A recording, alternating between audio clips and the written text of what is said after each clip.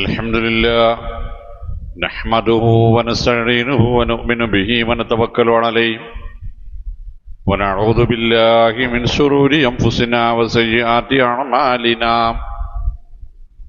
من يهده الله فلا مضل له ومن يضلل فلا هادي له وأشهد أن لا إله إلا الله وحده لا شريك له وأشهد أن محمدا عبده ورسوله أرسله بالهدى ودين الحق ليظهره على الدين كله ولو كره المشركون اللهم صل على محمد وعلى آل محمد كما صليت على إبراهيم وعلى آل إبراهيم إنك حميد مجيد اللهم بارك على محمد وعلى آل محمد كما باركت على إبراهيم وعلى آل إبراهيم إنك حميد مجيد أما بعد فإن خير الكلام كلام الله وخير الحديث كتاب الله وأصدق السنن سنن محمد صلى الله عليه وسلم وشر الأمور محدثاتها وكل محدثة بدعة وكل بدعة ضلالة وكل ضلالة في النار أعوذ بالله السميع العليم من الشيطان الرجيم يا أيها الذين آمنوا اتقوا الله حق تقاته ولا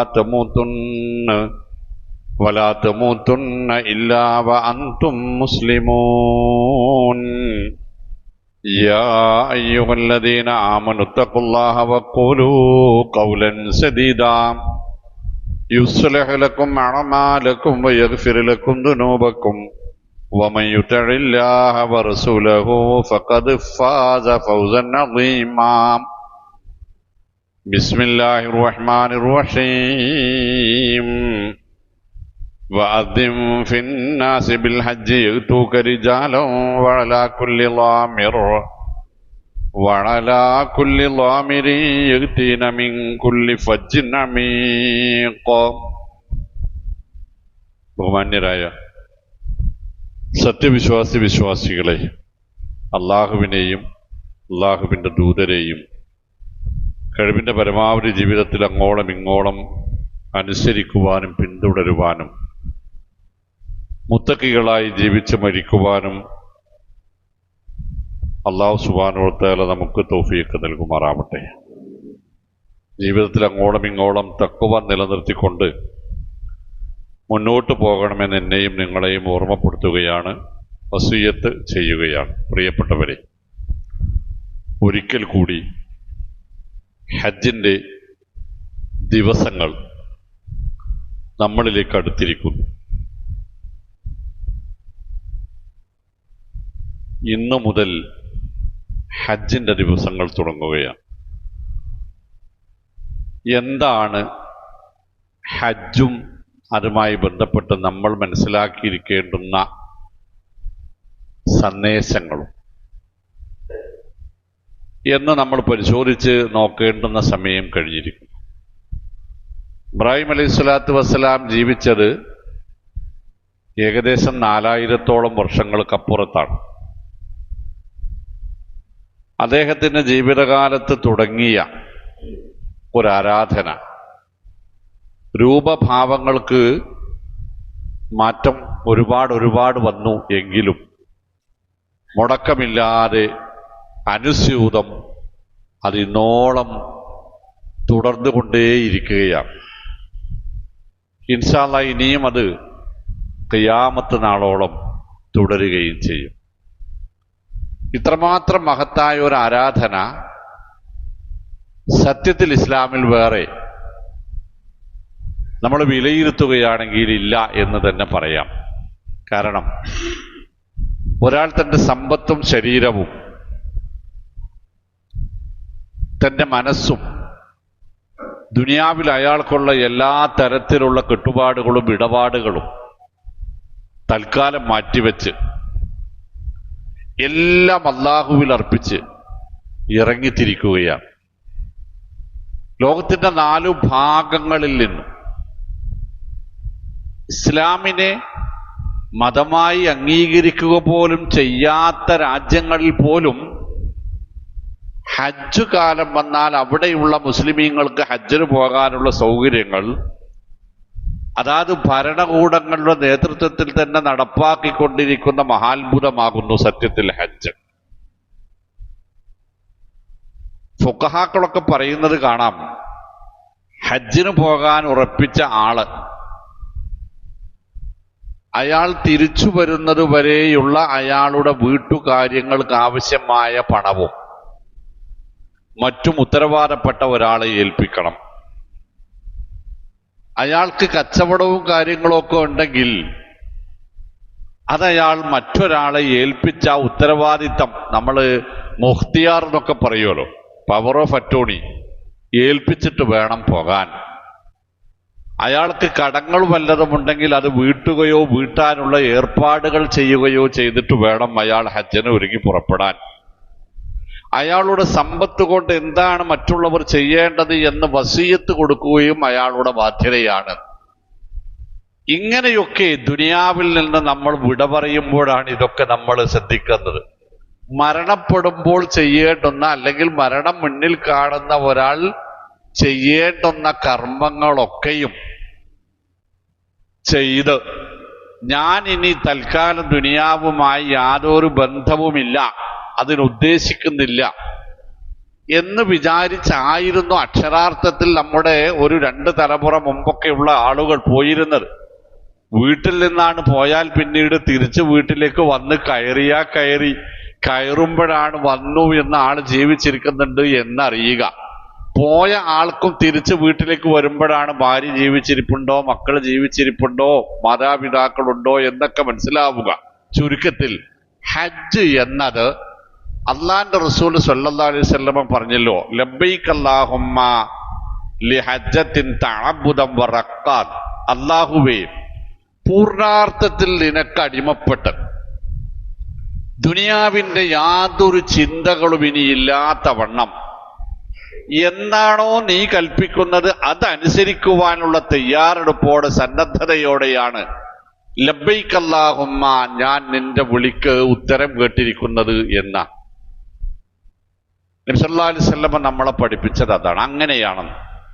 സത്യത്തിൽ അത് നമ്മളുടെ ജീവിതത്തിന്റെ എല്ലാ മേഖലകളിലും അങ്ങനെ തന്നെയാണല്ലോ വേണ്ടത്. ലബ്ബൈക അല്ലാഹുമ്മ ലബ്ബൈക എന്ന ആ ഒരു ഹജ്ജിന്റെ മുദ്രാവാക്യം, അതിന്റെ ആശയ തലങ്ങളിലേക്ക് ചെന്നാൽ നമുക്ക് കാണാൻ കഴിയും, ഇന്ന സ്വലാത്തി വ നുസുക്കി വ മഹിയായ വ മമാത്തി ലില്ലാഹി റബ്ബിൽ ആലമീൻ എന്ന നമ്മുടെ നമസ്കാരങ്ങളുടെ പ്രാഥമികമായ പ്രാരംഭ പ്രാർത്ഥനയുടെ ആശയം എന്തോ അതു തന്നെയാണ് ആ ലബ്ബൈക അല്ലാഹുമ്മ ലബ്ബൈക്കിന്റെ ആശയം എന്ന് നമുക്ക് ബോധ്യപ്പെടും. എനിക്ക് ഇനി എന്താണെങ്കിലും വേണ്ടില്ല, അതൊന്നും എന്റേതായ ഒരു കാഴ്ചപ്പാടും ഒരു നിലപാടും ഒരു അഭിപ്രായവും ഒരു ആഗ്രഹവും എനിക്കില്ല.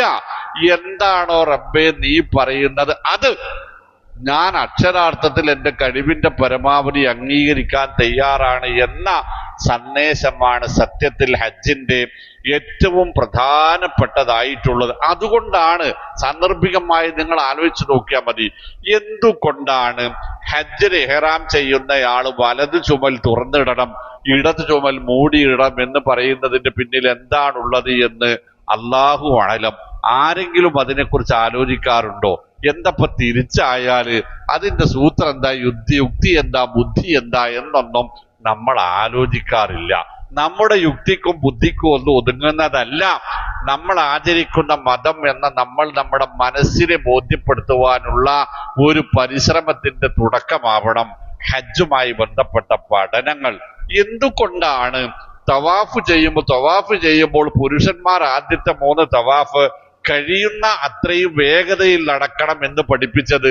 പിന്നീടുള്ള 4 സാവകാശത്തിൽ മതി എന്ന് പറയുന്നതിന്റെ പിന്നിലെ യുക്തി എന്താണ്?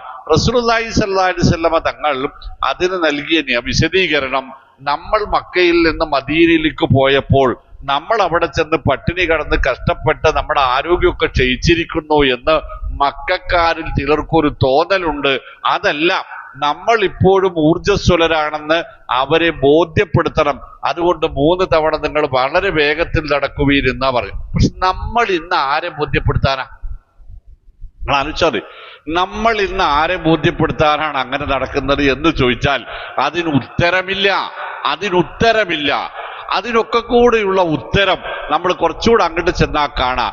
സഫയുടെ മുകളിൽ നിന്ന് മർവയിലേക്ക് നടക്കണം എന്ന് പറയുന്നത് തിരിച്ചായാൽ എന്താണ്? അങ്ങനെ നടക്കാറില്ലല്ലോ. സഫയുടെ മുകളിൽ നിന്ന് മർവയിലേക്കുള്ളത് മർവയിൽ നിന്ന് സഫയിലേക്ക് ആയാൽ എന്താണ് തുടക്കം? പാടില്ല എന്നാണ് നമ്മുടെ മനസ്സ് പറയുന്നത് എങ്കിൽ എന്തുകൊണ്ട് എന്ന ചോദ്യത്തിന് ഉത്തരം എന്താണ്? സഫയിൽ നിന്ന് മർവയിലേക്കും മർവയിൽ നിന്ന് സഫയിലേക്കും വരുന്നതിനിടയിൽ ഒരു 25-30 മീറ്റർ മാത്രം പുരുഷന്മാർ ഓടുകയും സ്ത്രീകൾ നടക്കുകയും ചെയ്യണം എന്ന് പറയുന്നതിന്റെ അർത്ഥം, ആശയം, അതിന്റെ സന്ദേശം എന്താണ്? നമുക്ക് വേണമെങ്കിൽ പറയാം ഹാജർ റളിയല്ലാഹു തആല അൻഹ അവിടെ കുറച്ച് ഓടിയിട്ടുണ്ട് എങ്കിൽ ഹാജറിനെ പ്രതിനിധീകരിക്കുന്ന സഹോദരിമാരാണ് ഓടേണ്ടത് അല്ലേ? പക്ഷെ ഇവിടെ സഹോദരിമാർ നടക്കാനും പുരുഷന്മാർ ഓടാനുമാണ് കൽപ്പിക്കപ്പെട്ടത്. എന്താണ് അതിന്റെ കാരണം എന്ന് ചോദിച്ചാൽ റസൂലുള്ളാഹി സ്വല്ലല്ലാഹു അലൈഹി വസല്ലം നമ്മളോട് പറയാൻ പഠിപ്പിച്ച വത്തിബഅബി സുന്നത്തി നബിയിക മുഹമ്മദിൻ സ്വല്ലല്ലാഹു അലൈഹി വസല്ലം, വത്തിബഅബി സുന്നത്തി നബിയിക മുഹമ്മദിൻ സ്വല്ലല്ലാഹു അലൈഹി വസല്ലം. ഞാൻ എന്താണോ ചെയ്യുന്നത് അതിനീക്കൊരൊറ്റ ന്യായമേ ഉള്ളൂ. എന്റെ റസൂല് ഇങ്ങനെ ചെയ്തു, എന്നോട് എന്റെ റസൂല് ഇങ്ങനെ ചെയ്യാൻ പഠിപ്പിച്ചു, പിന്നെ എനിക്ക് അപ്പുറവും ഇപ്പുറവും ഒന്നും നോക്കേണ്ട ആവശ്യമില്ല. ഹജറുൽ അസ്വദിനെ മുത്തിയിട്ട് ഉമർ റളിയല്ലാഹു അൻഹു പറഞ്ഞു, ഇന്നി അഅലമു, എനിക്കറിയാം, അന്നക്കി ഹജർ, നീ ഒരു വെറും കല്ലാണെന്ന് എനിക്ക് മനസ്സിലായിട്ടുണ്ട്. ലാ തളുറു വലാ തൻഫഉ, നിന്നെക്കൊണ്ട് എനിക്കൊരു ഉപദ്രവം ഉണ്ടാക്കാൻ കഴിയില്ല എന്ന് എനിക്കറിയാം, നിന്നെക്കൊണ്ട് എനിക്കൊരു ഉപകാരം ചെയ്യാനും കഴിയില്ല എന്ന് എനിക്കറിയാം. പിന്നെ ഞാനിപ്പോ അന്നൊന്നും മുത്തിയല്ലോ, അതെന്താന്ന് ചോദിച്ചാൽ വലൗലാ റസൂലുള്ളാഹി സ്വല്ലല്ലാഹു അലൈഹി വസല്ലമ യുഖബ്ബിലുക്കി, അള്ളാന്റെ റസൂൽ സ്വല്ലല്ലാഹു അലൈഹി വസല്ലമ നിന്നെ മുത്തി, അത് ഞാൻ കണ്ടു, അത് മാത്രാണ് ഞാനിത് ചെയ്യാൻ കാരണം. വലൗലാ റഅയ്തു റസൂലുള്ളാഹി സ്വല്ലല്ലാഹു അലൈഹി വസല്ലം യുഖബ്ബിലുക്കി, അള്ളാന്റെ റസൂൽ അങ്ങനെ ചെയ്തിട്ടില്ലായിരുന്നുവെങ്കിൽ മാ ഖബ്ബൽതുക്കി, ഞാനിത് ചെയ്യില്ല. സുബ്ഹാനല്ലാഹ്. അതാണ് ലബ്ബൈക് അല്ലാഹുമ്മ ലബ്ബൈക് അല്ലേ?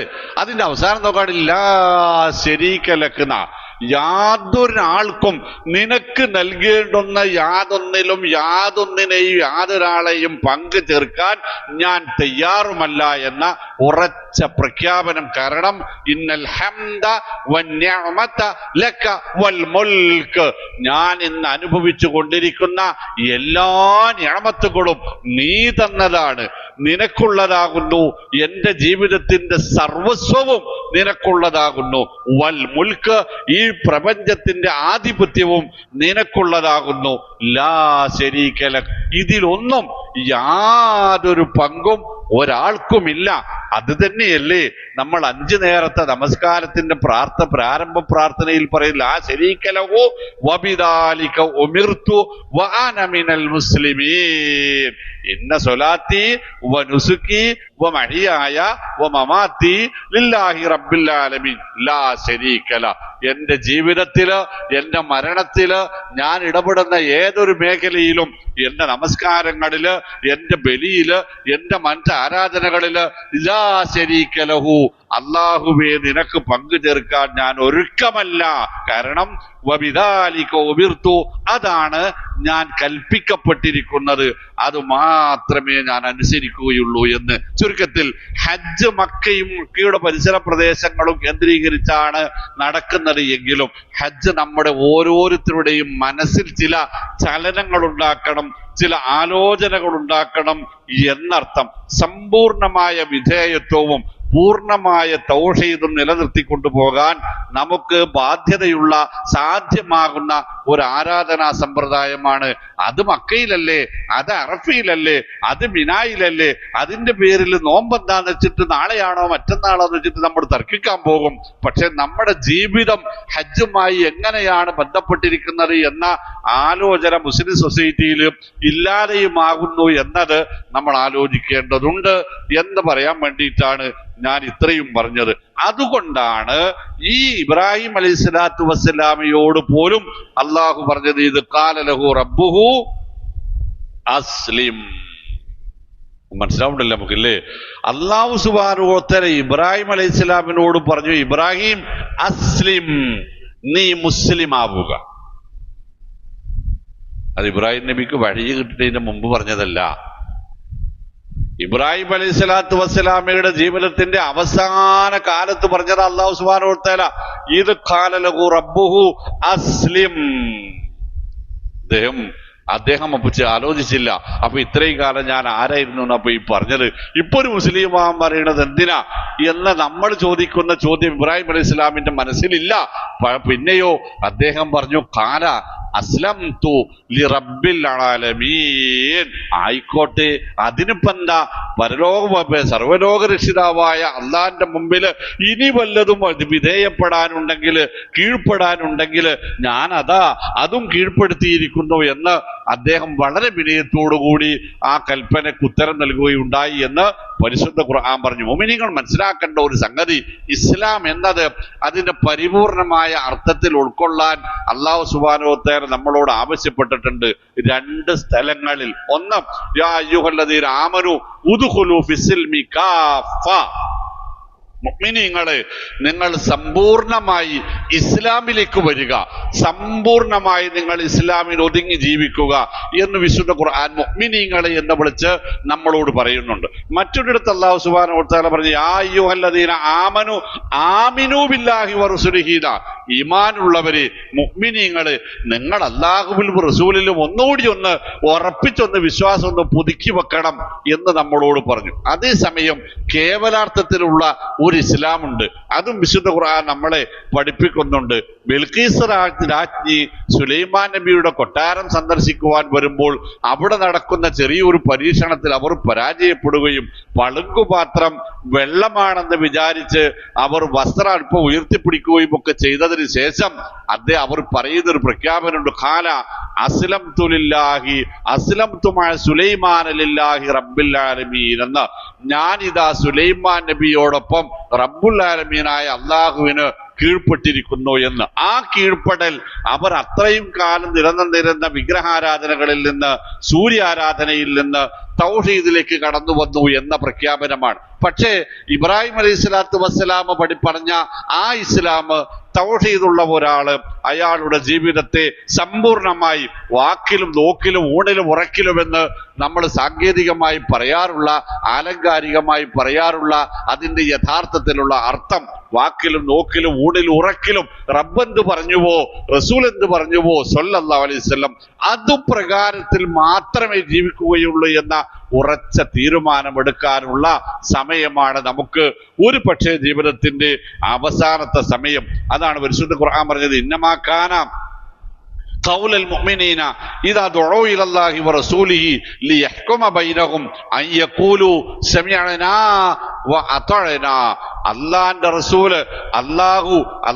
റസൂല് മുഅ്മിനീങ്ങളോട് ഒരു നിലപാടാണ് പ്രഖ്യാപിച്ചാൽ മുഅ്മിനീങ്ങൾക്ക് പറയാനുണ്ടാവുക സമിഅനാ വഅതഅനാ, ഞങ്ങളത് മനസ്സിലാക്കി, ഞങ്ങളത് കേട്ടു എന്നല്ല, ഞങ്ങളത് മനസ്സിലാക്കി, വഅതഅനാ, അത് ഞങ്ങൾ അംഗീകരിക്കുകയും അനുസരിക്കുകയും ചെയ്തു എന്ന് മാത്രമായിരിക്കും അവർക്ക് പറയാനുണ്ടാവുക.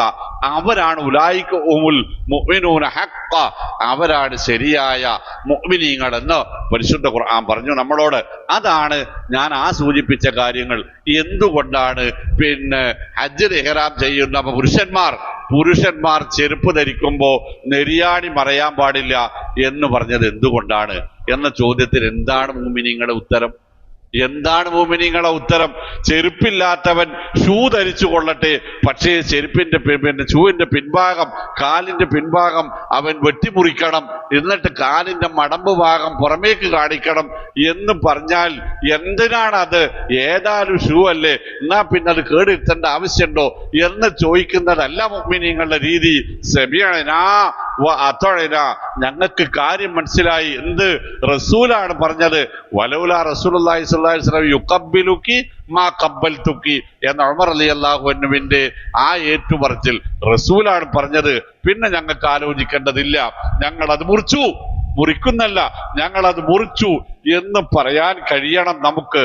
അതുപോലെ ഹജ്ജിന്റെ മറ്റൊരു സന്ദേശം നമുക്ക് ലോകത്തോട് റസൂലുള്ളാഹി സ്വല്ലല്ലാഹി അലൈഹി വസല്ലം പറഞ്ഞ ഒരു സംഗതി മക്കയിലാണ് ഉണ്ടായത്, അറഫയിലാണ് ഉണ്ടാകുന്നത്. എന്താണ്? അലാ ലാ ഫദ്ല ലി അറബിയിൻ അലാ അജമി.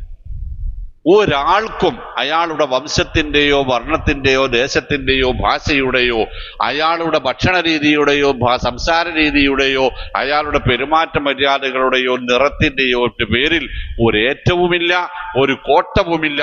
നിങ്ങളെല്ലാവരും കുല്ലുക്കും മിൻ ആദം വ ആദം മിൻ തുറാബ്, നിങ്ങളെല്ലാം ആദമിൽ നിന്നാണ്, ആദമാവട്ടെ മണ്ണാണ്, ആ മണ്ണാണ് നിങ്ങളുടെ എല്ലാം അടിസ്ഥാന വസ്തു എന്ന ആ ഒരു കാഴ്ചപ്പാട് ലോകത്തിന് മുമ്പിൽ ആദ്യമായി അവതരിപ്പിക്കുന്ന ആ ഒരു മാനവികമായ നിലപാട് ഇസ്ലാം പ്രഖ്യാപിച്ച കാലം, സമയം, സന്ദർഭം ഹജ്ജിന്റെ കാലമായിരുന്നു എന്നത് നമ്മൾ മനസ്സിലാക്കേണ്ടതുണ്ട്. അതുപോലെ ഒരു മഗ്നാകാർട്ടയും ഐക്യരാഷ്ട്രസഭയും പ്രഖ്യാപിക്കുന്നതിന് മുമ്പ് 14 നൂറ്റാണ്ട് മുമ്പ് അള്ളാന്റെ പരിശുദ്ധ റസൂൽ സല്ലല്ലാഹു അലൈഹി വസല്ലം പറഞ്ഞത് ഇന്ന ദിമാഅക്കും വ അംവാലക്കും വ അഅറാലക്കും ഹറാമുൻ അലൈക്കും കഹുർമത്തി യൗമിക്കും ഹാദാ ഫീ ബലദിക്കും ഹാദാ ഫീ ശഹരിക്കും ഹാദാ. ഈ രാജ്യത്തിന്, ഈ നാട്, ഈ മാസത്തില്, ഈ ദിവസത്തില് നിങ്ങൾ എന്ത് ആദരവ് കൽപ്പിക്കുന്നുവോ അതുപോലെ ലോകത്തെ മുഴുവൻ മനുഷ്യരുടെയും അന്തസ് നിങ്ങൾ പരിപാലിക്കണം, ആദരിക്കണം. അവന്റെ ജീവനെ നിങ്ങൾ ആദരിക്കണം, അവന്റെ സമ്പത്തിനെ നിങ്ങൾ ആദരിക്കണം. അത് മുറിപ്പെടുത്താനോ അലങ്കോലപ്പെടുത്താനോ അതിന് കോട്ടം വരുത്താനോ നിങ്ങൾക്ക് പാടില്ല എന്ന് പറഞ്ഞ ആ ഒരു കാഴ്ചപ്പാട് ലോകം അംഗീകരിക്കാൻ തുടങ്ങുന്ന അന്ന് ഫലസ്തീൻ ഉണ്ടാകും, ഇസ്രയേൽ ഉണ്ടാകും. പക്ഷെ അവർ തമ്മിലടി ഉണ്ടാവില്ല.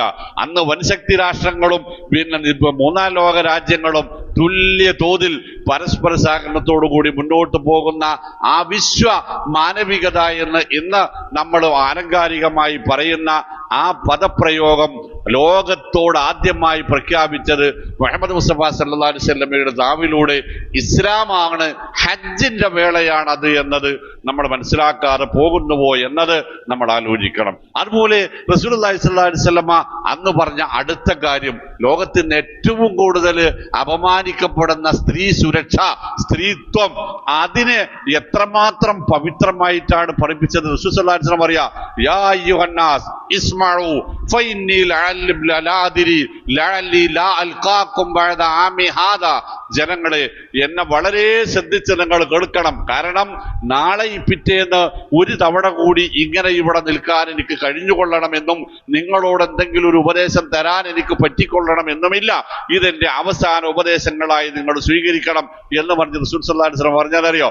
അലാ വസ്തൗസു ബിന്നിസാഇ ഖൈറ, നിങ്ങൾ സഹോദരിമാരോട് വളരെ മാന്യമായി അന്തസ്സായി പെരുമാറണം. ഫഇന്നമാഹുന്ന അഅവാനുൻ ഇൻദക്കും, അവർ നിങ്ങളുടെ കാൽ കീഴിൽ ഒതുങ്ങിക്കൂടി തളച്ചിടപ്പെട്ടവരാണ്, അവർ അപമാനിക്കപ്പെട്ടുകൂടാ എന്ന്. വഫാത്തോടടുത്ത സമയത്ത് 3 ഉപദേശങ്ങൾ നൽകിയതിൽ ഒന്ന് നമസ്കാരമായിരുന്നു, രണ്ടാമത്തത് സ്ത്രീകളോടുള്ള പെരുമാറ്റത്തെക്കുറിച്ചുള്ള താക്കീതായിരുന്നു എന്നത് നമ്മൾ ആലോചിച്ചു പോകേണ്ടതുണ്ട്. ഹജ്ജ് ഒരു കേവല ചടങ്ങോ ഒരു കേവല പുണ്യപ്രവൃത്തിയോ പൈസക്കാരൻ ചെയ്യാൻ പറഞ്ഞ ഒരു ആരാധനയോ എന്നത് അതിലൊതുക്കാതെ നമ്മൾ അതിന്റെ സന്ദേശങ്ങളിലേക്ക് ഇറങ്ങിപ്പോകുമ്പോൾ ഇങ്ങനെ കുറേയേറെ അത്ഭുതകരമായ കാര്യങ്ങൾ ലോകത്തിന് മുമ്പിൽ ഇസ്ലാമാണ് ഞാൻ, മുസ്ലിമാണ് ഞാൻ എന്ന് പറയാൻ അഭിമാനം കൊള്ളുന്ന, രോമാഞ്ചമുണ്ടാക്കുന്ന ഒരുപാട് സന്ദർഭങ്ങൾക്ക് സാക്ഷിയായ വേദിയാണ് ഹജ്ജും അറഫ മൈതാനിയും എന്ന് നമ്മൾ ആലോചിക്കേണ്ടതുണ്ട്. മറ്റൊന്ന്, നമുക്ക് ഹജ്ജ് നമ്മളെ മനസ്സിലാക്കി തരുന്നത്, ഏതൊരു രാജ്യത്തിന്റെ ഭരണാധികാരിയാണെങ്കിലും അവിടുത്തെ അടിമയാണെങ്കിലും ഒരു രൂപക്കും ഗതിയില്ലാത്ത ആളാണെങ്കിലും ഹജ്ജിന്റെ ആ ഒരു വേളയിൽ, ഹജ്ജിന് ദുൽഹജ്ജ 8 മുതൽ അയ്യാമത്തെ ശരീക്ക് അവസാനിക്കുന്നത് വരെ, ചുരുങ്ങിയ പക്ഷം ദുൽഹജ്ജ 10 അറവ് നടത്തുന്നത് വരെയെങ്കിലും അവർ ഒന്നാണ്. ഒരേ വസ്ത്രം, അണ്ടർവെയർ പോലും ഇല്ലാതെ നിൽക്കേണ്ടി വരുന്ന ഒരു കാലം നമ്മളെ ഓർമ്മിപ്പിക്കുന്നത് എന്തായിരിക്കും? വലഖദ് ജിഅ്തുമൂനാ ഫുറാദാ കമാ ഖലഖ്നാകും അവ്വല മറ എന്ന് പരിശുദ്ധ ഖുർആൻ പറയുന്നുണ്ട്. നിങ്ങളെ ഞാൻ ഒരിക്കൽ കൂടി ഹാജരാക്കും. എങ്ങനെയാണോ ഭൂമിയിലേക്ക് നിങ്ങൾ പിറന്നു വീണത് അങ്ങനെ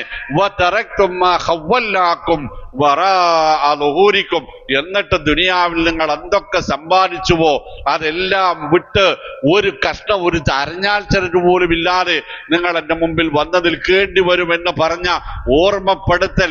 രണ്ട് കഷ്ണം തുണിയില്ലാതെ അണ്ടർവെയർ പോലും ഇല്ലാതെ നമ്മൾ നിൽക്കേണ്ടി വരുന്ന ഒരു വേള, 10-30 ലക്ഷം ആളുകൾ ശുഭ്രവസ്ത്രധാരികളായി നിൽക്കുന്നത് നബി തിരുമേനി സ്വല്ലല്ലാഹു അലൈഹി വസല്ലം പഠിപ്പിച്ചതനുസരിച്ച് സൂചി താഴെയിട്ടാൽ നിലത്തേക്ക് വരാത്ത അത്രയും തിരക്കുണ്ടാകും.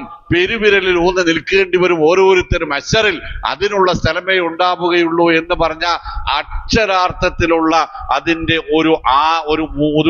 ഒരു മാതൃകയായി ഹജ്ജിനെ കാണാൻ, അറഫയെ കാണാൻ നമുക്ക് സാധിക്കുന്നിടത്താണ് ഇന്നാ ലില്ലാഹി വ ഇന്നാ ഇലൈഹി റാജിഊൻ എന്ന ആ ഒരു ഓർമ്മപ്പെടുത്തൽ നമ്മുടെ മനസ്സ് നമുക്ക് നൽകുന്ന ആ ഒരു സാഹചര്യം ഉണ്ടാക്കിയെടുക്കാൻ ഹജ്ജ് നമുക്ക് സാധിക്കും. ഹജ്ജ് നമുക്ക് ഉപയോഗപ്രദമാകേണ്ടതുണ്ട്. അതുപോലെ അള്ളാഹുവിന്റെ ഔന്നത്യം, അള്ളാഹുവാണ് എനിക്ക് ഏറ്റവും വലുത് എന്ന് രാവിലെ പള്ളി മിനാരത്തിൽ നിന്ന് കേൾക്കുന്ന ആ ആദ്യത്തെ ശബ്ദം അല്ലേ, അല്ലാഹു അക്ബർ, അതിന്റെ ശരിയായ പ്രകടനം. എനിക്കെന്റെ സമ്പത്ത് വിലയില്ല, എന്റെ മക്കള് വിലയില്ല, എനിക്കെന്റെ യാതൊന്നും വിലയില്ല, എനിക്കെന്റെ റബ്ബാണ് വലുത്, ആ റബ്ബിന്റെ തൃപ്തിയാണ് വലുത്. റളീതു ബില്ലാഹി റബ്ബൻ, എനിക്കെന്റെ റബ്ബാണ് വലുത് എന്ന് നമ്മളെ കൊണ്ട് പറയിപ്പിക്കുന്ന, നമുക്ക് ബോധ്യപ്പെടുത്തി തരുന്ന ഒരു മഹത്തായ ഇബാദത്താണ് ഹജ്ജ് എന്നത് എന്റെ പ്രിയപ്പെട്ട മുഅ്മിനീങ്ങൾ മനസ്സിലാക്കണം. ആ കൂടി നിൽക്കുന്ന ജനസഹസ്രങ്ങളെ നോക്കിയിട്ട് അല്ലാഹു സുബ്ഹാനഹു വ തആല പറയും തന്റെ മലക്കുകളോട്, നോക്കൂ കഷ്ടപ്പെടുന്ന, വിയർപ്പിൽ മുങ്ങി നിൽക്കുന്ന, ഉടുവസ്ത്രം പോലും ശരിക്കില്ലാത്ത എന്റെ ആളുകൾ എനിക്ക് വേണ്ടിയാണ് ഒരുമിച്ച് കൂടിയിട്ടുള്ളത്. മാലിന്നാസ്, എന്താണ് ഈ മനുഷ്യന്മാരുടെ ഒരു മനസ്സ് എന്ന് അല്ലാഹു സുബ്ഹാനഹു വ തആല അഭിമാനം കൊള്ളുന്ന ദിവസമാണ് ഹജ്ജ് എന്ന് റസൂലുള്ളാഹി സ്വല്ലല്ലാഹു അലൈഹി വസല്ലമ തങ്ങള് നമ്മളോട് പറഞ്ഞിട്ടുണ്ട്. പ്രിയപ്പെട്ടവരെ, ഇബ്രാഹിം അലൈഹിസ്സലാമിന്റെ ഓർമ്മ പെരുന്നാളാണ് എന്ന് പറയാൻ നമുക്ക് എളുപ്പമാണ്. അത് ഇബ്രാഹിമിലേക്കും കുടുംബത്തിലേക്കും ഒതുക്കി നിർത്താനും നമുക്ക് എളുപ്പമാണ്. അത് നമ്മുടെ ജീവിതത്തോട് ചേർത്ത് വെച്ച് വായിക്കുമ്പോ ഞാൻ പറഞ്ഞല്ലോ, ഹജ്ജ് ഒരു നിസ്സാര വിഷയമല്ല. ഹജ്ജിന്റെ വിഷയം പരിശുദ്ധ ഖുർആൻ സൂറത്ത് ഹജ്ജിന്റെ 32-ാമത്തെ ആയത്ത് പറയും, ذَلِكَ وَمَن يُعَلِّمْ شَعَائِرَ اللَّهِ فإنها من تقوى القلوب എന്ന്. ذَلِكَ وَمَن يُعَلِّمْ شَعَائِرَ اللَّهِ, അള്ളാഹുവിന്റെ സിംബലുകള്, അള്ളാഹുവിന്റെ ചിഹ്നങ്ങള്, അള്ളാഹുവിന്റെ പ്രതീകങ്ങളെ ആദരിക്കുക, ബഹുമാനിക്കുക എന്നത് മനസ്സിൽ തഖ്വയുണ്ട് എന്നതിന്റെ ലക്ഷണമാണ് എന്ന് അല്ലാഹു സുബ്ഹാനഹു വ തആല പറയും. പരിശുദ്ധ കഅബ, അതിന്റെ ചുറ്റുപാടുകൾ, സഫ, മർവ, മഖാം ഇബ്രാഹിം, മിന, അറഫ, മുസ്ദലിഫ, അങ്ങനെയുള്ള ജംറകൾ, ഇജാതി സംഗതികൾ മുഴുവനും ഹജ്ജുമായി ബന്ധപ്പെട്ട് നിൽക്കുന്നതെല്ലാം അള്ളാഹു നമുക്ക് അത്ഭുതകരമായ രൂപത്തിൽ ആദരവാക്കപ്പെട്ട് തന്ന സംഗതികളാണ്. അവിടെ വെച്ച് നടക്കുന്ന ഇബാദത്തുകൾ അതുപോലെ പരമാദരണീയങ്ങളാണ്. അവയെ നെഞ്ചേറ്റുക എന്നത്, ആ ആദരവ് അതിന് വകവെച്ചു കൊടുക്കുക എന്നത് നമ്മുടെ ജീവിതത്തിൽ തഖ്വയുണ്ട് എന്നതിന്റെ ലക്ഷണമായിട്ടാണ് അല്ലാഹു സുബ്ഹാനഹു വ തആല നമ്മളെ പഠിപ്പിച്ചിട്ടുള്ളത്. അത്തരം യഥാർത്ഥ മുത്തഖികളായി ജീവിക്കാൻ അല്ലാഹു നമുക്ക് തൗഫീഖ് നൽകുമാറാവട്ടെ.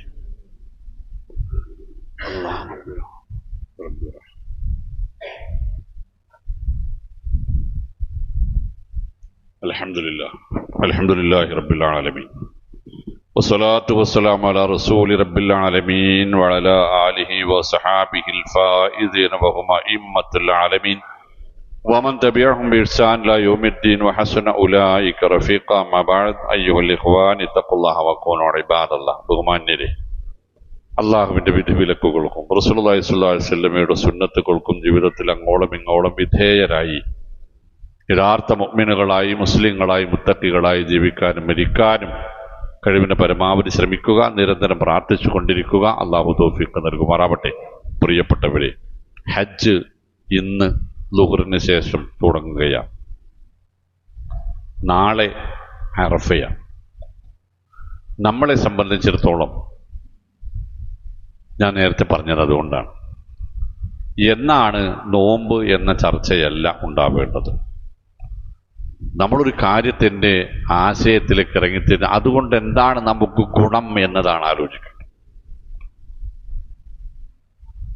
അറഫയിൽ നോമ്പെടുക്കാൻ നബി സല്ലല്ലാഹു അലൈഹി വസല്ലം പഠിപ്പിച്ചിട്ടുണ്ട്. നമുക്ക് എല്ലാവർക്കും അറിയാം. നമുക്കതിന് പറയാൻ ഒരുപാട് ന്യായങ്ങളുമുണ്ട്. അറഫ അവിടെ കാണുകയാണ്, നമ്മളിങ്ങനെ കേൾക്കുകയാണ്, നമ്മളിങ്ങനെ അതിൻ്റെ കൂടെ ഇങ്ങനെ നിൽക്കുന്ന അനുഭവം നമുക്ക് ഉണ്ടാവുകയാണ്. അപ്പോൾ പിന്നെ നമ്മൾ അന്നല്ലേ നോമ്പെടുക്കേണ്ടത്? അതെ എന്ന് പറയാം.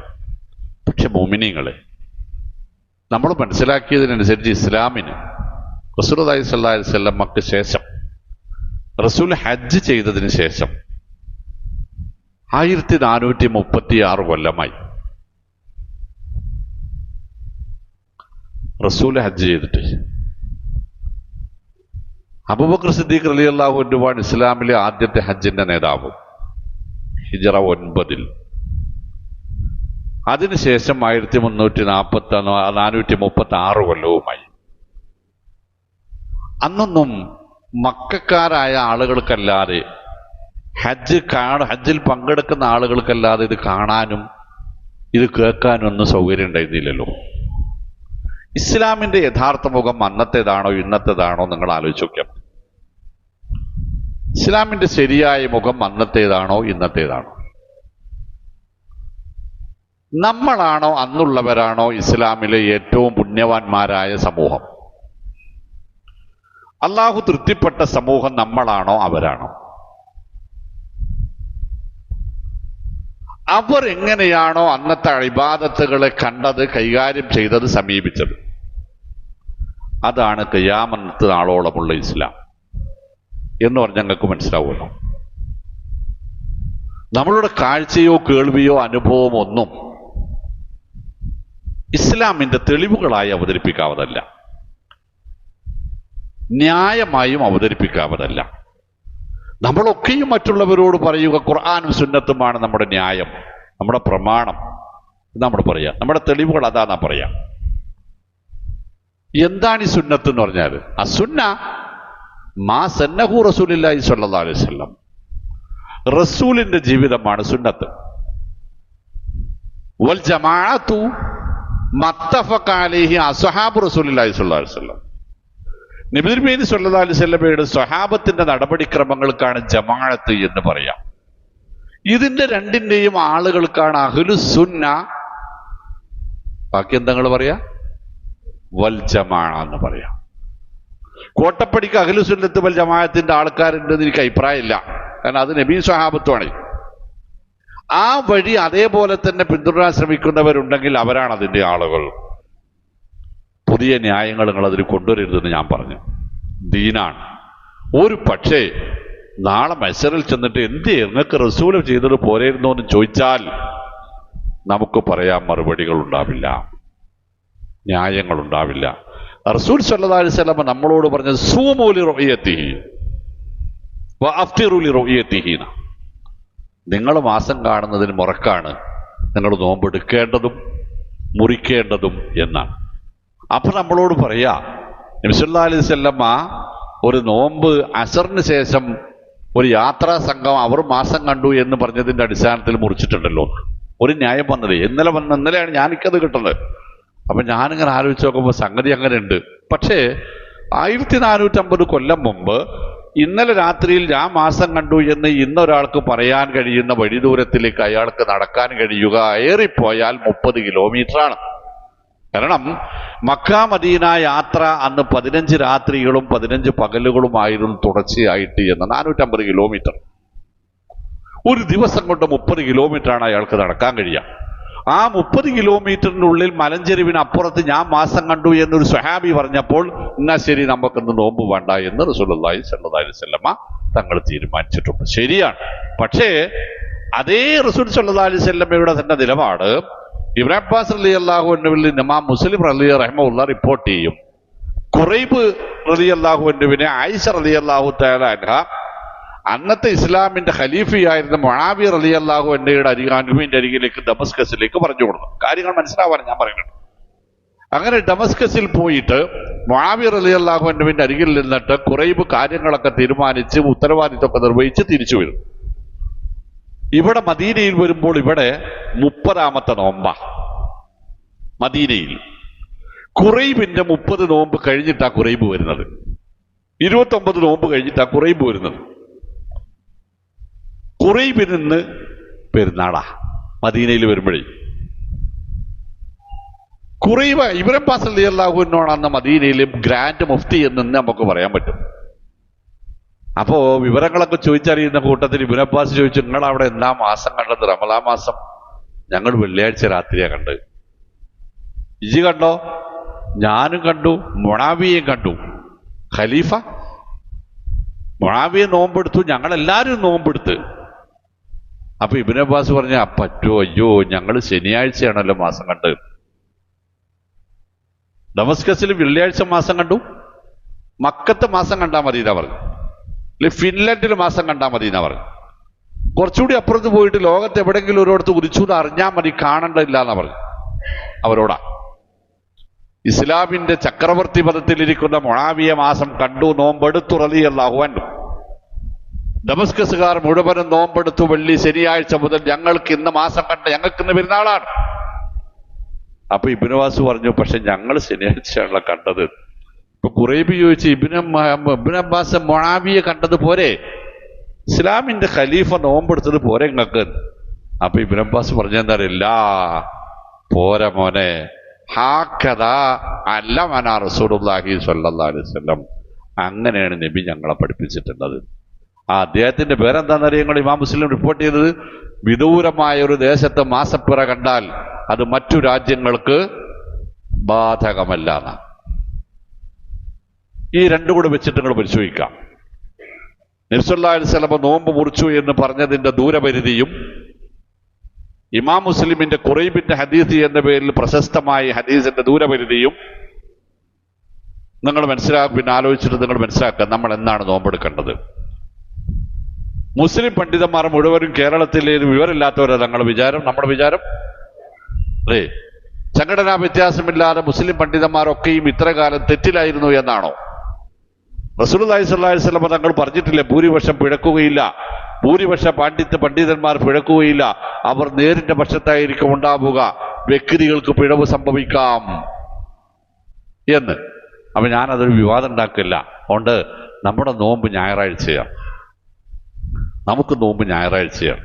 ഇൻഷാ അല്ലാഹ് തിങ്കളാഴ്ച രാവിലെ 7 മണിക്ക് നമ്മളിവിടെ പെരുന്നാൾ നമസ്കാരം നിർവഹിക്കുകയും ചെയ്യും. കാലാവസ്ഥ മോശമായതിനാൽ, വിശ്വസിക്കാൻ കഴിയാത്തതിനാൽ നമ്മൾ എഴുതുകാകെ തൽക്കാലം വേണ്ട എന്ന് തീരുമാനിച്ചിട്ടുണ്ട്. 7 മണിക്കായിരിക്കും ഇവിടെ ജമാഅത്ത് പെരുന്നാൾ നമസ്കാരം ഉണ്ടാവുക. നമ്മളൊരു 6:45 മുമ്പെങ്കിലും പള്ളിയിലെത്തണം. 4:45 സുബഹി ബാങ്ക് വിളിക്കും. ഒരു 5:15 ആവുമ്പോഴത്തേക്ക് നമ്മുടെ സുബഹി നമസ്കാരം കഴിയും. പിന്നെ നമുക്ക് 1.5 മണിക്കൂർ ബാലൻസ് ഉണ്ടാകും. നമ്മൾ നേരത്തെ പള്ളിയിലെത്താനുള്ള എല്ലാ സൗകര്യങ്ങളും ഉണ്ടാകും. സംഘാടകരോട് ഞാനതൊരു 6:45 ആക്കണം എന്ന് പറഞ്ഞിട്ട് അവർ നിങ്ങൾക്ക് വേണ്ടി പൊതുജനത്തിന്റെ സൗകര്യം, പ്രത്യേകിച്ച് സഹോദരിമാരുടെ സൗകര്യം പരിഗണിച്ചത് 7 മണിക്ക് എൻ്റെ നിന്ന് പിടിച്ചു വാങ്ങിയതാണ്. ആ 7 മണിക്ക് മുമ്പേ നമ്മളെല്ലാവരും എത്തണം ഇൻഷാ അല്ലാഹ്. പിന്നെ പുതുവസ്ത്രം ധരിച്ച് വരാൻ കഴിയുന്നവർ അങ്ങനെ വരണം, സുഗന്ധം പൂശാൻ കഴിയുന്നവർ അങ്ങനെ വരണം, തക്ബീർ ചൊല്ലിക്കൊണ്ട് വരണം. എന്നിത്യാദി നിയമങ്ങളും നിർദ്ദേശങ്ങളും ഒക്കെ നിങ്ങൾക്കറിയാം. പരമാവധി രാവിലെ ഒന്നും കഴിക്കാതെ വരലാണ് ബലിപെരുന്നാളിന്റെ സുന്നത്തുകളിൽ പെട്ടത്. ഇതൊക്കെ ഒന്ന് നിറവേറ്റാൻ ശ്രമിക്കുക. ദുൽഹിജ്ജ 9 രാവിലെ മുതൽ അയ്യാമു തശ്രീഖിന്റെ അവസാന ദിനത്തിൽ വൈകുന്നേരം വരെ നമുക്ക് തക്ബീറുകൾ ചൊല്ലിക്കൊണ്ടേയിരിക്കാം. അത് മുസ്തഹബായ ഏറ്റവും മെച്ചപ്പെട്ട നല്ലതായ കാര്യമായി റസൂൽ സല്ലല്ലാഹു അലൈഹി വസല്ലമയിൽ നിന്ന് സ്വഹീഹായ റിപ്പോർട്ടുകളുണ്ട്. എന്നാൽ അറഫാ ദിനത്തിന്റെ ദുൽഹിജ്ജ 9 മഗ്രിബ് മുതൽ പിന്നെ ഈദ്ഗാഹിൽ എത്തുന്നത് വരെ അത് തക്ബീർ ചൊല്ലൽ പ്രത്യേകം സുന്നത്താക്കപ്പെട്ടതുമാണ്. ഈദ്ഗാഹിൽ എത്തിയാൽ നമസ്കാരം തുടങ്ങുന്നത് വരെ എല്ലാവരും കൂടി ചൊല്ലുക എന്നത് അതിനേക്കാൾ മുഅക്കദായ സുന്നത്താണ്. ഇത്രയും കാര്യങ്ങളൊക്കെ നമുക്ക് എപ്പോഴും നമ്മൾ കാലങ്ങളായി നിർവഹിച്ചു കൊണ്ടിരിക്കുന്നതാണ്, നമുക്കറിയുകയും ചെയ്യാം. എന്നാലും ഒന്ന് ഓർമ്മപ്പെടുത്തി എന്ന് മാത്രം. അതുകൊണ്ട് ഈ ദുൽഹിജ്ജ 9 നോമ്പ് ഒരിക്കലും മുടക്കം വരുത്താതിരിക്കുക. റസൂൽ സല്ലല്ലാഹു അലൈഹി വസല്ലം അസ്ബു അന്നഹു യുകഫിറു സനതൽ മാലിയ വ സനതൽ ബാഖിയ എന്നാണ്. എന്താണ് ആ നോമ്പിന്റെ പ്രത്യേകത എന്ന് ചോദിച്ചപ്പോൾ റസൂൽ സല്ലല്ലാഹു അലൈഹി വസല്ലം പറഞ്ഞത്, ഞാൻ വിചാരിക്കുന്നത് അത് കഴിഞ്ഞ ഒരു വർഷത്തെ വീഴ്ചകൾക്കും വരാനിരിക്കുന്ന ഒരു വർഷത്തെ വീഴ്ചകൾക്കുമുള്ള പ്രായശ്ചിത്തമായിരിക്കും എന്നാണ് ഞാൻ വിചാരിക്കുന്നത് എന്ന് അഷ്റഫുൽ ഖൽഖ് പറഞ്ഞിട്ടുണ്ട്. ഉമ്മു സുലൈം റളിയല്ലാഹു അൻഹയുടെ റിപ്പോർട്ട് ഞാൻ എപ്പോഴും പറയുന്നതാണ്. അതിങ്ങനെയാണ്, ഞങ്ങളത് നോൽക്കാറുണ്ടായിരുന്നു, ഞങ്ങളുടെ കുഞ്ഞുമക്കളെ നോൽപ്പിക്കാറുണ്ടായിരുന്നു. വിശന്ന് കരയുന്ന അവർക്ക് മുമ്പിൽ ഞങ്ങൾ തോലുകൊണ്ടുള്ള കളിപ്പാട്ടങ്ങൾ ഉണ്ടാക്കി കൊടുത്ത് അവരുടെ ശ്രദ്ധ തെറ്റിക്കാറുണ്ടായിരുന്നു. അങ്ങനെ ഞങ്ങളെല്ലാവരും ആ നോമ്പ് നോൽക്കാറുണ്ടായിരുന്നു എന്നത് നമ്മുടെ വീടുകളിലേക്കും കൂടി ഒന്ന് ശീലമാക്കാൻ ഈ ഒരു സമയം നമുക്ക് അള്ളാഹു അനുഗ്രഹിക്കും താൻ നൽകുമാറാവട്ടെ. യഥാർത്ഥ മുത്തക്കികളായി ജീവിക്കാനും ഹജ്ജിന്റെ സന്ദേശം ജീവിതത്തിൽ മരണം വരെ പിന്തുടരുവാനും ആ സന്ദേശത്തിൽ ഉൾക്കൊണ്ടുകൊണ്ട് മരിക്കുന്നവരായി മാറുവാനും പരലോകത്ത് ജന്നാത്തുൽ ഫിർദൗസിൽ ഹജ്ജ് ചെയ്ത പുണ്യവുമായി മനസ്സുകൊണ്ടുള്ള ആ ഒരു മടക്കത്തിന്റെ പ്രതിഫലം നേടി ജന്നാത്തുൽ ഫിർദൗസിൽ ഒരുമിച്ച് കൂടുവാനും നമുക്ക് റഹ്മാനായ റബ്ബ് തൗഫീഖ് നൽകുമാറാവട്ടെ. സ്വാലിഹായ എല്ലാ ഉദ്ദേശങ്ങളും നമുക്ക് അള്ളാഹു സുബ്ഹാനഹു വ തആല നിറവേറ്റി തരുമാറാവട്ടെ. അള്ളാഹുവെ, ഞങ്ങളിൽ നിന്ന് മരണപ്പെട്ടു പോയ സത്യവിശ്വാസികളായ ഞങ്ങളുടെ പ്രിയപ്പെട്ടവർക്ക് കബറിടങ്ങൾ വിശാലമാക്കി കൊടുക്കണമേ റഹ്മാനെ. അവരെയും ഞങ്ങളെയും ജന്നാത്തുൽ ഫിർദൗസിന്റെ അത്യുന്നതങ്ങളിൽ ഒരുമിപ്പിക്കണമേ റഹ്മാനെ. ലോകത്തെവിടെയും മുസ്ലിമീങ്ങൾ അനുഭവിക്കുന്ന എല്ലാ തരത്തിലുള്ള പീഡനങ്ങളിലും മർദ്ദനങ്ങളിൽ നിന്നും അവർക്ക് രക്ഷ നൽകണമേ റഹ്മാനെ. മതത്തിന്റെ പേരിൽ അവരെ പീഡിപ്പിക്കുന്നവർക്കെല്ലാം ശിക്ഷ നൽകണമേ റഹ്മാനെ. അവരുടെ ശക്തി ക്ഷയിപ്പിക്കണമേ റഹ്മാനെ. സ്വാലിഹായ എല്ലാ ഉദ്ദേശങ്ങളും ഞങ്ങൾക്ക് നിറവേറ്റി തരണമേ റഹ്മാനെ. اللهم اغفر للمؤمنين والمؤمنات والمسلمين والمسلمات للأحياء منهم والأموات إنك مجيب الدعوات ويا قاضي الحاجات. اللهم أجرنا وأجر والدينا وأهلنا من النار. اللهم أعز الإسلام والمسلمين. اللهم ربنا آتنا في الدنيا حسنة وفي الآخرة حسنة وقنا عذاب النار. ربنا تقبل منا إنك أنت السميع العليم وتب علينا إنك أنت التواب الرحيم واغفر لنا ذنوبنا وخطايانا يا غافر المذنبين. وصلى الله وسلم على محمد.